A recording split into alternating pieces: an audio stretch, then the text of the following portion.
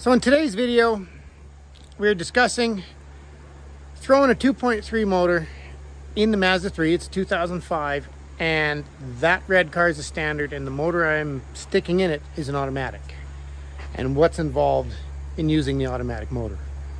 So let's flip the camera around and we'll talk about it.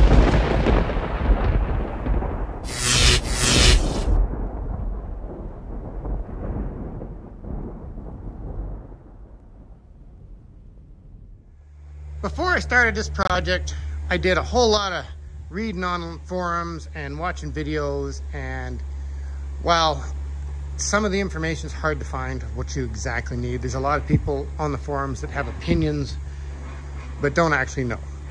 So what I did was I pulled the motor out of an automatic car, and when you pull the motor out of the automatic, it comes out a lot easier because the torque converter stays inside the transmission.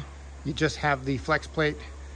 You have to remove the engine pulley off of the front, and when you do that, you have to retime this motor. The pulleys do not have keyways on the camshafts or the crank, and you have to apparently use the pulley off of the standard motor.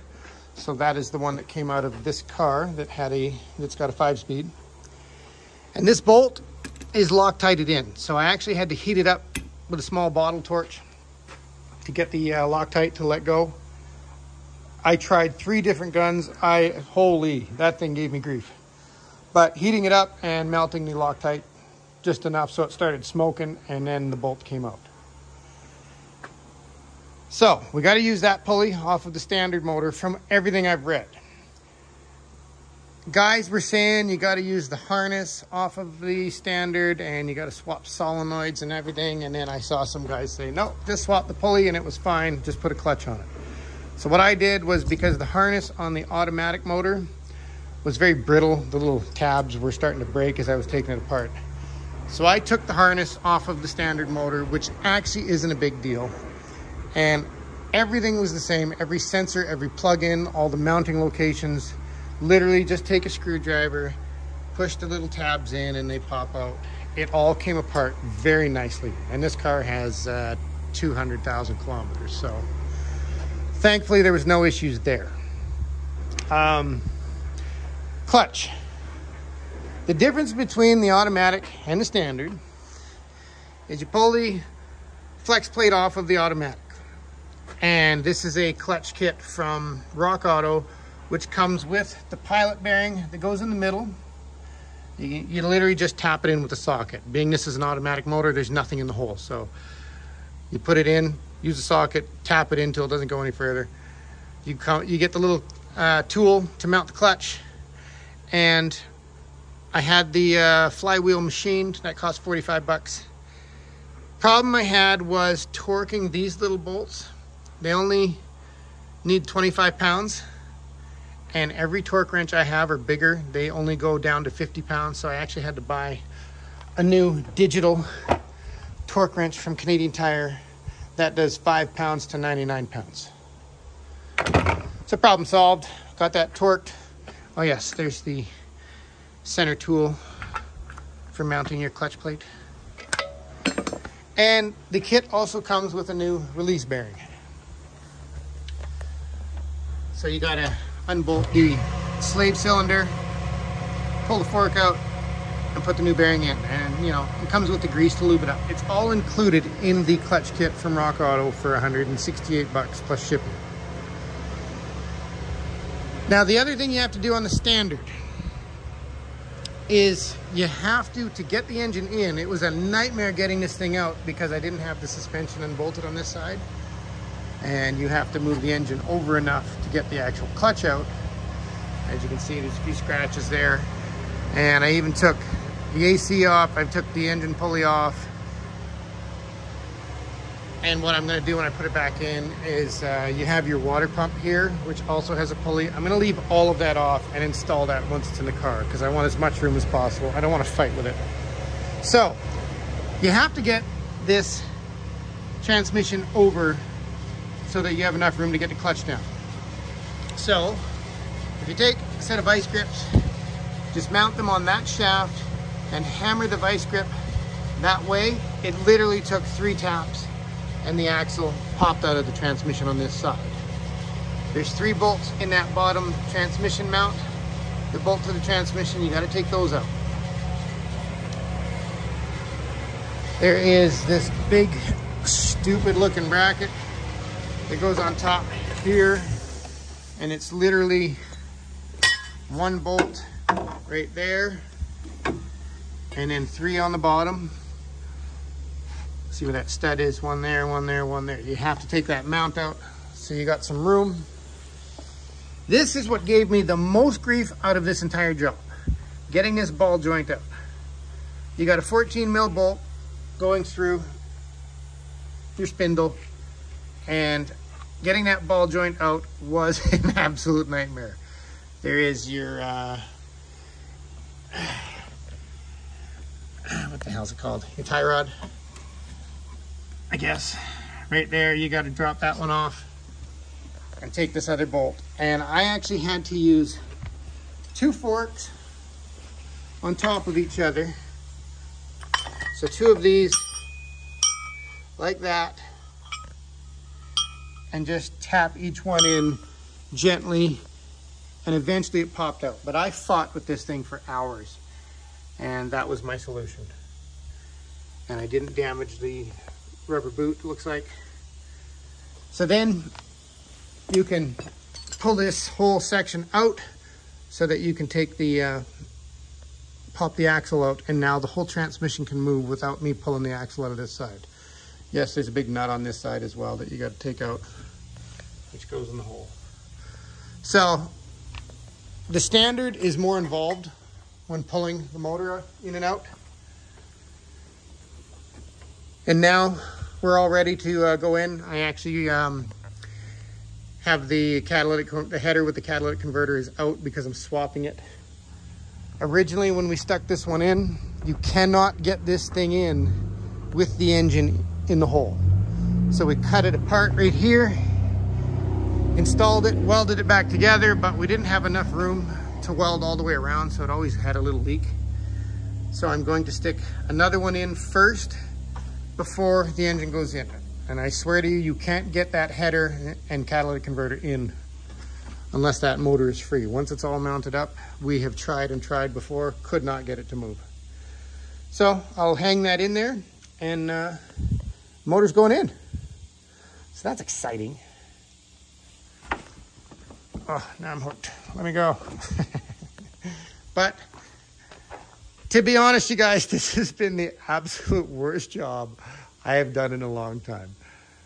I don't know who likes working on these things. I guess if you did this particular car, if this was your car and you worked on it over and over and over again, you'd have the hang of everything. This is my first time doing this. I've never done a front wheel drive motor swap ever.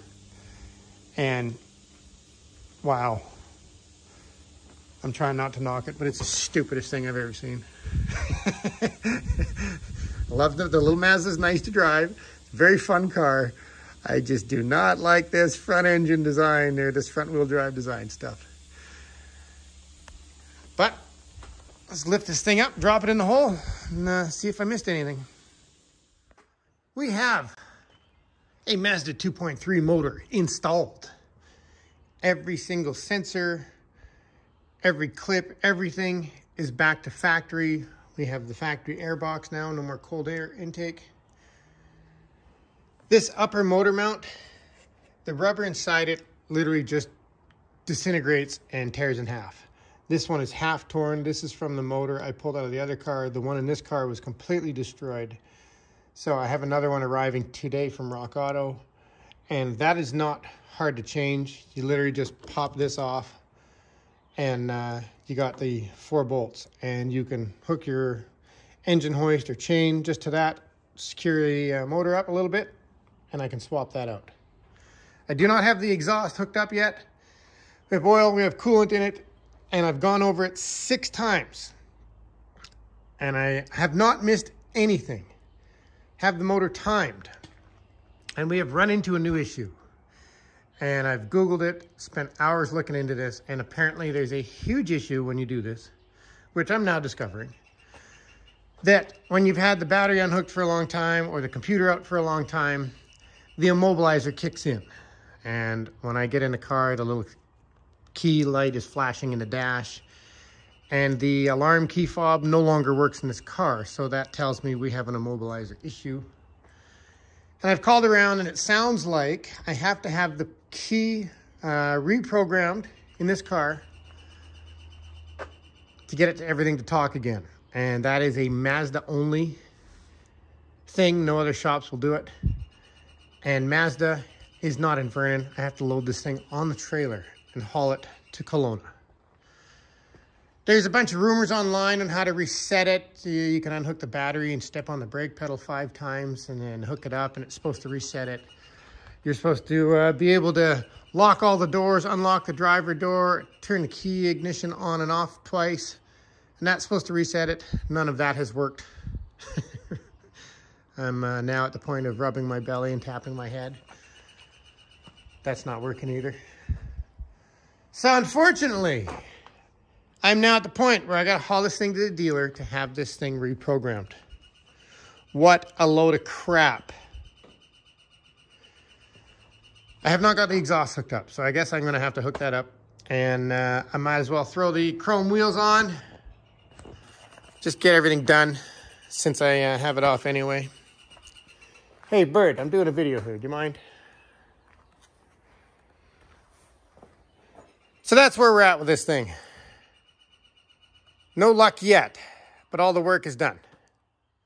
Well, I have good news. I solved it. It was driving me nuts because I hate taking vehicles to the dealership. I know they're going to charge you $500 just to plug their computer in. And it was just, something wasn't registering for me. So I kept playing with it, left the battery hooked up. And all of a sudden the key fob started working after being hooked up for like a half hour. And all of a sudden I could lock and unlock the doors. And I could turn the key and the fuel pump would come on and the headlights would come on, all the dash would come on, and the relay inside this box, the starter relay, was clicking. So I thought, well, that can't be an immobilizer issue. And you can get lost reading all the stuff on the forums. There's a whole lot of guesses and information on there that could be. So I tried everything based on reading on forums to solve this thing. And once I figured out I got a fuel pump, I have the starter relay clicking, I knew there must be somewhere between here and the starter I'm having an issue. So I started cleaning grounds everywhere underneath.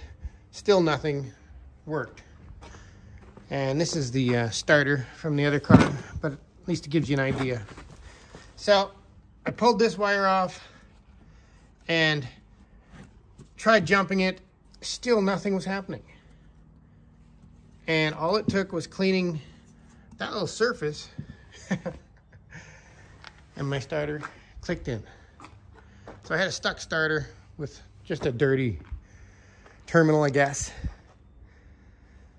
And I have no codes in the dash. The car runs smoothly, quietly. We have succeeded so far. Now, at this point, I want to go over everything because I've had the axles out. I've had all the suspension apart. I've had problems that I've been fighting with. So I want to make sure that I didn't mess anything up. You know, like this one seems to be, now that they got the new wheels on, something's rubbing. That could just be the brake pads. I've had the brake pads actually separate from the backing plates in this car before because, you know, those quality parts. But we got the exhaust bolted up. We have the chrome wheels on. I did not put the stock exhaust back on. It still has the MagnaFlow because I wanted to deal with this first.